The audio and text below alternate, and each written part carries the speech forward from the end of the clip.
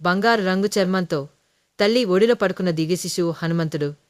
అతని తల్లి నల్లటి పొడవాటి జుట్టు కలిగిన అందమైన స్త్రీ అంజనా.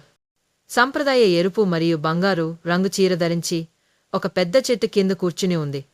ఆ శిశువు చిన్నతోక మరియు సున్నితమైన చిరునవ్వుతో దైవిక శక్తితో ప్రకాశిస్తుంది.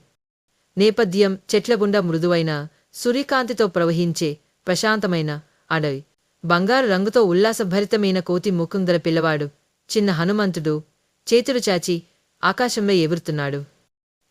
అతను ప్రకాశవంతమైన సూర్యుడి పండు అని భావిస్తూ అతని కళ్ళు ఉత్సాహంతో విశాలంగా ఉన్నాయి. ప్రకాశవంతమైన సూర్యుడితో విశాలమైన నీలి ఆకాశం నేపథ్యంలో నిండి ఉంది.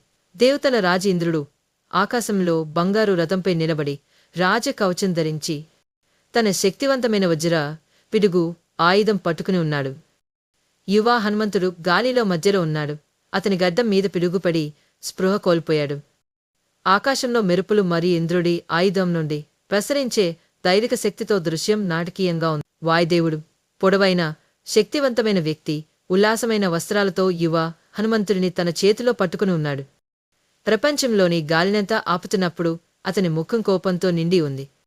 నేపథ్యంలో గాలిలో గట్టకట్టిన ఆకులు గాలిలో భయంకరమైన నిశ్శబ్దం కనిపిస్తుంది.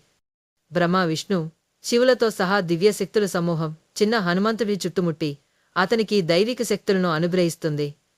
హనుమంతుడు బంగారు కమలం మీద కూర్చుని ఉన్నాడు. అతని కళ్ళు కొత్తగా పొందిన శక్తితో ప్రకాశిస్తున్నాయి. దేవతలు అద్భుతమైన వస్త్రాలను ధరించి దైవిక శక్తిని ప్రసరింపజేస్తున్నారు. వాతావరణం మేఘాలు మరియు బంగారు కాంతితో కూడిన గొప్ప స్వర్గపు రాజభవనం.